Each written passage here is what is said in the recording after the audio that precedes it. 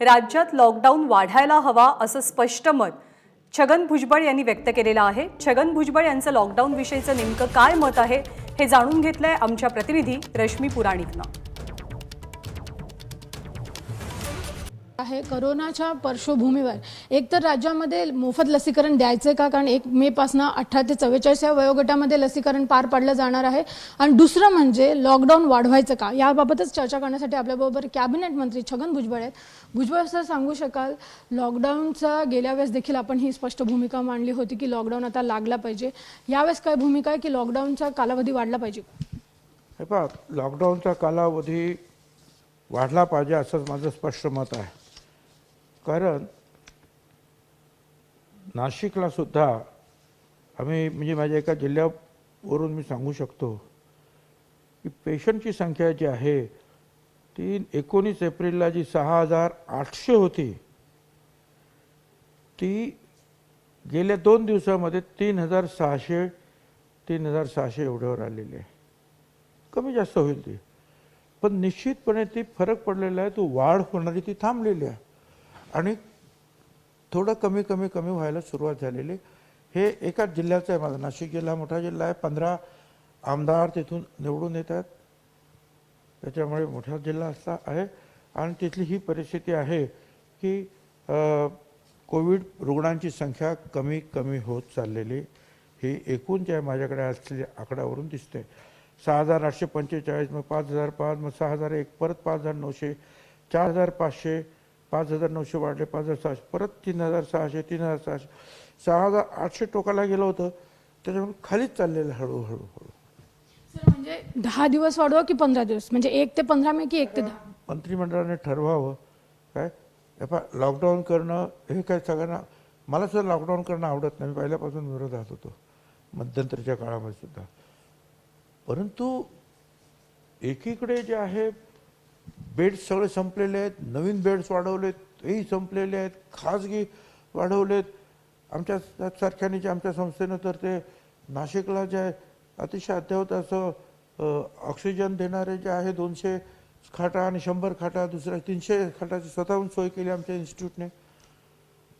हे सगळं काही झालं हो, आणि अनेकांनीच बाकीच्यांनी केलं, खाटा कमी पडत आहेत। बरं, ऑक्सिजन जेवढा आम्हाला देणार म्हणून सांगतात तो ऑक्सिजन सुद्धा मिळत नाही आहे। जेवढा रेमडेसिवीर इंजेक्शन देणार म्हणून सांगतात ते आम्हाला मिळत नाही, करायचं काय? आणि एकीकडून जर असाच मारा सुरू असला, रोज वाढत आहेत, 6000 वाढत आहेत, 10000 वाढत आहेत, 15000 वाढत आहेत, तर हवा होईल। त्याच्यामुळे दुहेरी हा प्रश्न आहे, एक तर लॉकडाऊन करून त्याची ती साखळी खंडित करणे आणि रुग्ण वाढणार नाहीची काळजी, हा सगळ्यात महत्त्वाचा आहे, रुग्ण वाढणार नाहीची काळजी। त्याच्यामध्ये काय काय येईल, लॉकडाऊन हा एक प्रकार येईल, त्याचबरोबर 100% लसीकरण योग्य प्रकारे हा दुसरा हे आहे त्याच्यामध्ये मार्ग। आणि मग दुसरा जो आहे प्रकार म्हणजे पहिल्या थांबवणं, आणि दुसऱ्या याच्यामध्ये आहे त्यांची पूर्ण सोय करणं, त्याच्यासाठी पूर्ण ऑक्सिजन, पूर्ण रेमडेसिवीर आणि पूर्ण बेडची व्यवस्था करणं, ह्या अशा कार्यक्रमामध्ये आहोत। आता मी नाशिकचं तुम्हाला मी आता कोविडचं सांगितलं की कमी पडतं, आता नाशिकचं बघा, हे रेमडेसिवीरचं मागच्या 14 एप्रिल ते 26 एप्रिलपर्यंत आम्हाला त्यांनी ठरवलेला जो काही नियम आहे त्यानुसार आम्हाला 54,600 इंजेक्शन्स यायला पाहिजे होते, 10% काय ते त्यांचं आहे। आले किती? 54,000च्या समोर 15,000, म्हणजे 27% आले। आणि त्या 15,000मध्ये सुद्धा जे आहे धुळे आणि नगरसाठीचा काही कोटा आहे। आता जे बाकीचे उरलेले आहेत त्याच्याहून 300 खाजगी हॉस्पिटल्स आहेत, प्रायव्हेटवर। आता या म्हणजे एका हॉस्पिटल 1-1, 2-2 सुद्धा आहे, 4-4 सुद्धा यायचे। आता करायचं तर करायचं काय आहे, हे म्हणजे अतिशय अडचणीचं सगळं झालेलं आहे। ही जे ऑक्सिजन आहे, ऑक्सिजनचा साठा 85 मेट्रिक टन आम्हाला यायला पाहिजे होता, तो 62, 65, 52, आता सांगितलं का मागच्या 2 दिवसांत 100 मेट्रिक टन मंजूर आला। किती?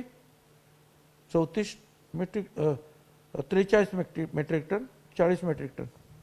म्हणजे राज्यामधूनच आपल्याला जे समन्वय अपेक्षित, याचं कारण असं आहे की पूर्वी जे आहे काही दिवसापूर्वी ऑक्सिजनची आम्ही व्यवस्था केली होती, रेमडेसिवीरची सुद्धा खाजगीरीत्यानं आम्ही व्यवस्था केली होती.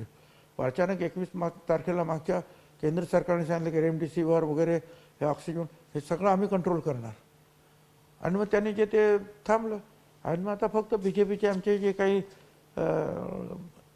मोठे नेते आहेत त्यांना ते आणतात कुठून तरी, कोण विमानाने आणतं, कोणी इथे कोणाला तरी सांगून आणतं. 4-4, 5-5 कोटी रुपयाचे जे आहेत इंजेक्शन त्यांना मिळतं. पण गव्हर्नमेंटला जे आहे आम्हाला पण त्यांनी सांगितलं ना, तर आपण पण 4-5 विमानं घेऊन जाऊ कुठेतरी, भीक मागू पाहिजे तर हे महाराष्ट्रातले लोक देतील, त्या गोळ्या घेऊन येऊ ना, आपण द्या ना कुठून देता येते. पण तुम्ही आम्हाला सांगा की तुमचा कोटा एवढा, आणि तो कोटा आम्ही राज्यामध्ये वाटणार, त्या जिल्ह्याला येणार एवढा, तो सुद्धा येतच नाही ना. ऑक्सिजनचा येत आहे 50% सुद्धा ऑक्सिजन येत नाही आहे, आणि हे तर 27%च येत आहे तुमचा रेमडेसिवीरचा कोटा. मला सांग करायचं काय, नाही तर काय. आणि मग काय काही राज्यांनी अगोदर सुरुवातीला आमच्या राज्यातून जाऊ देणार नाही औषधं, आमच्या राज्यातून जाणार नाही. महाराष्ट्राने सगळ्या देशासाठी केलं हो. आणि मग हेच जर करायचं तर महाराष्ट्र मोकळा सोडा. महाराष्ट्र स्वतःच्या हिमतीवर सगळं काय करू शकतो, रेमडेसिवीर पण करू शकतो, हे सगळं करू शकतो, सोडा ना. पण तुम्ही आमचे जे आहेत 40-40 हजार कोटी रुपये, 50 हजार कोटी रुपये GSTचे देणार नाहीत. ह्या सगळ्याला तुम्ही कॅप लावणार आहेत. आमच्यापेक्षा कमी रुग्ण असलेल्या राज्यांना आमच्यापेक्षा 10 पट तुम्ही रेमडेसिवीर दिलेत. आणि नंतर मग ते फार त्याची ओरड झाल्यानंतर मग सांगितलं दुप्पट देतो, ते सुद्धा आले कुठे. तर ही अशी परिस्थिती आहे. माझं म्हणणं की आपण एक देश म्हणून राहणार आहोत की नाही, की हे तुझं माझं करणार आहेत. आणि महाराष्ट्राला इतरांपेक्षा जास्त दिलं. अरे महाराष्ट्राची लोकसंख्या किती आहे, आणि महाराष्ट्राचं रुग्णसंख्या किती आहे, आणि महाराष्ट्राला इतरांपेक्षा जास्त दिलं म्हणजे काय दिलं. आणि आतापर्यंत या महाराष्ट्राने अख्ख्या 70 वर्ष झाले ह्या देशाच्या अर्थव्यवस्थेपासून सगळं सांभाळत आले ना महाराष्ट्र. तर एवढी वृत्ती दाखवायचं काही कारण नाही कोणी. आणि आज महाराष्ट्र अडचणीत असताना बरं इंजेक्शन आणून आम्ही काय करणार आहेत, कोणी इंजेक्शन द्यायचे आहेत लोकांना, रडतात लोक, रात्रभर झोपू देत नाही, फोनवर फोन, काहीतरी करावं, वाचवावं. अशी परिस्थिती आहे. आणि आज बघूया आता मंत्रिमंडळामध्ये काय निर्णय घेतात. परंतु हे 2-3 निर्णयावर मला चर्चा होईल. एक तर लॉकडाऊन वाढवायचा, कसा वाढवायचा, किती, आणि दुसरं हे ऑक्सिजन आणि इंजेक्शनचं काय करायचं ते. असा आता इतर ठिकाणी सुद्धा हळूहळू, आता शिर्डीसारखं ठिकाण आहे, हजारो रूम्स तिथे आहेत, मोठमोठे जे आहेत तिथे डोम्स वगैरे जे आहेत तयार आहेत. सहजच 2000 खाटाचं जे ऑक्सिजन सेंटर, 2000 खाटाचं होऊ शकतं ऑक्सिजन सेंटर, आणि 2-4 हजार असे पेशंट दुसरे सुद्धा. मोठं मेडिकलची व्यवस्था आहे तिथे, कॉलेजेस आहेत, अमुक आहे, सगळ्याची मदत होऊ शकते तिथे, पैसे आहेत त्यांच्याकडे. तर आता हे सगळ्यांना बरोबर घेऊनच कामाला लागेल. 4-5-6 जिल्हे तालुके जरी तिकडच्या तिकडे जे सांभाळले त्यांनी, तरी फार मोठा फरक पडतो ना. तर आता अशा काही गोष्टी मी सांगणार. सर, दुसरा महत्त्वाचा प्रश्न आहे की मोफत लसीकरण 1 मे पासून जे 18 ते 44 वयोगट आहे, आपल्याला काय वाटतं, मोफत लसीकरण दिलं पाहिजे, सरसकट मोफत लस दिली पाहिजे की त्यामध्ये वर्गवारी केली पाहिजे? आता ते काय ते सरकारने ठरवायचं. त्यांच्या खरं म्हणजे भारत सरकारने ते द्यायला पाहिजे होतं. तर कोर्टाने सुद्धा त्यांना विचारलं की लसीच्या वेगवेगळ्या किमती कशा. आता त्याच्यामध्ये मी काही जाऊ इच्छित नाही. मी एवढं मात्र सांगेन की महाराष्ट्रातल्या आर्थिकदृष्ट्या गरीब माणसांना मोफत मिळाली पाहिजे. म्हणजे ज्यांना परवडतं त्यांनी घेतली पाहिजे, पैसे देऊन असं. हां, ज्यांना जायचं त्याने जाऊन आणखी दुसरीकडे कुठचे घ्यायचे ते घ्या. नाहीतरी सुरुवातीच्या काळामध्ये काही लोकांनी दुबईला जाऊन ते फायझरचे वगैरे काहीतरी घेऊन आले. ते जे पैसेवाले त्यांचं ते काय करतील ते. परंतु एरवी निदान गरिबांना तर फुकट द्यायलाच पाहिजे, असं माझं म्हणणं आहे. बाकी जे आहेत, आणि हे गरीब साधारणपणे 2.5 कोटी लोक होऊ शकतील की त्यांना फ्री आपल्याला द्यावं लागेल. आणि रेशन कार्डाच्या पद्धत कुठला आता त्याला बॅरोमीटर फॉर्म्युला लावतात ते बघू आपण. तुमचं म्हणणं की लसीकरणाचं पण रेशनिंग झालं पाहिजे. रेशनिंग सारखंच आहे ना. हे गरीब आणि श्रीमंत हा भेद आहेच आहे ना समाजामध्ये. 2 पैसे खर्च करणारा आणि आजी 2 पैसे सुद्धा खायला नाही, तो आज शिवभोजन थाळीवर जे आहे जगतोय बिचारा, एक वेळेस मिळून 2 वेळा खातोय. त्यांच्यासाठी आपल्याला काय करायचं आहे की नाही, जबाबदारी आहे की नाही सरकारची. आणि मोफत जर दिली सगळ्यांना तर उत्तमच आहे. पण आज सुद्धा आम्ही जे पाहतोय, म्हणजे मी जर चुकत नसेल तर आज सुद्धा लस जी घेतली जाते तर काही काही खाजगी हॉस्पिटल म्हणून त्याच्यावर चार्जेस घेतात ना. आता आम्ही म्युन्सिपाल्टीत घेतली, नाशिकच्या म्युन्सिपाल्टीच्या दवाखान्यात, तर आम्हाला फ्री दिलं. अर्थात आम्ही पण जाऊ शकलो असतो, परंतु नाशिकच्या म्युन्सिपाल्टीचे डॉक्टर्स किंवा काय त्यांच्याकडे सुद्धा तेवढीच क्षमता आहे आपली तब्येत सांभाळण्याचं. इंजेक्शन दिल्यानंतरची जे आहे हे मला दाखवायचं होतं काय की ह्या आपल्या डॉक्टरांवर आपण विश्वास ठेवत. कारण आदल्याच दिवशी तो मोठा कठीण प्रसंग झाला, तो ऑक्सिजन तो फुटला आणि तो सगळा काही लोक ज्या 20-25 लोक तिथे मृत्यू दगावले. परंतु ज्यांना शक्य आहे, मी म्युन्सिपाल्टीत गव्हर्नमेंटमध्ये घेणार, ज्यांना शक्य आहे त्यांनी खाजगीमध्ये जावं. म्हणजे माझं हेच तुम्हाला गरिबांना मोफत दिली पाहिजे. म्हणजे सरसकट मोफतऐवजी वर्गवारी करून देता येईल असं.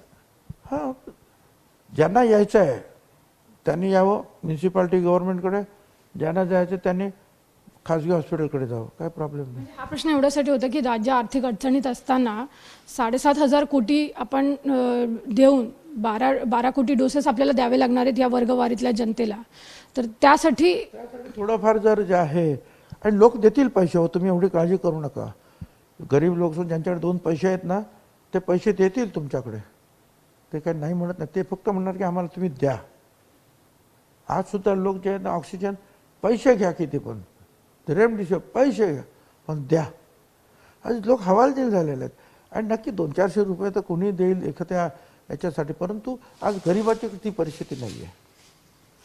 तर आपण बघितले हे होते मंत्री छगन भुजबळ यांनी म्हटलेलं आहे एकतर लॉकडाऊन जो आहे तो वाढवला पाहिजे, त्या भूमिकेला देखील त्यांचा पाठिंबा आहे. आणि त्यांचं हेच म्हणणं आहे लसीकरणाबाबत देखील कुठेतरी रेशनिंगचा जो आहे विचार झाला पाहिजे. आर्थिक दुर्बल घटकाला जे आहे लस जी आहे ती मोफत दिली पाहिजे आणि ज्यांना परवडतंय त्यांनी ती पैसे देऊन विकत घेतली पाहिजे. कॅमेरामन अजित कदम सर, रश्मी पुराणिक, ABP माझा, मुंबई. आणि राज्यातली कोरोनाची परिस्थिती पूर्णपणे आटोक्यात आलेली नाही, त्यामुळे लॉकडाऊन वाढवणं गरजेचं असल्याचं मत छगन भुजबळ यांनी व्यक्त केलेलं आहे. ABP माझा, उघडा डोळे बघा नीट.